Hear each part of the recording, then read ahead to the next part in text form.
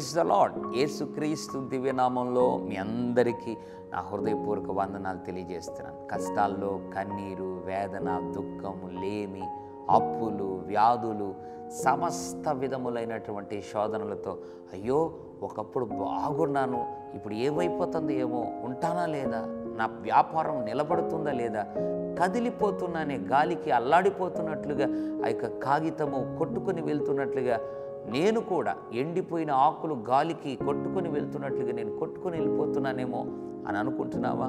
దేవుని బిడ్డలారా, ఎప్పుడు కూడా నువ్వు కొట్టుకొని పో.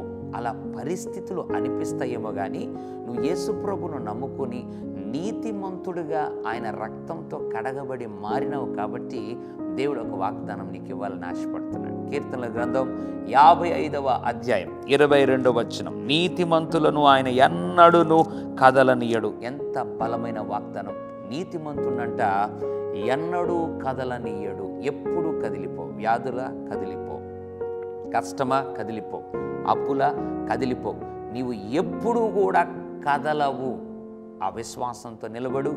నిశ్చయముగా దేవుడు ఏ శోధనైనా జయించే శక్తిని ఇచ్చి నేను కదలక నిత్యము నిలబెట్టి నీ తలపైకి ఎత్తుతాడు. పరిశుద్ధ తండ్రి, నీకు వందనాలు. నీతిమంతులను ఎన్నడూ కదలనీయు. ఎస్ దేవా, ఉదయకాల సమయంలో మేమేమైపోతామేమో, మేము ఉంటామో ఉండమో, మేము కొట్టుకొని వెళ్ళిపోతామేమో ఈ సమస్యల్లో అని, కదిలిపోతామేమో అని బాధపడుతున్న వారందరిని ఉద్దేశించి మాట్లాడావు. వారిని కూడా నీతిమంతులుగా నువ్వు మార్చావు. ఇంకా ఎవరైనా నీతిమంతులుగా మారకుండా ఉన్నట్లయితే మార్చండి.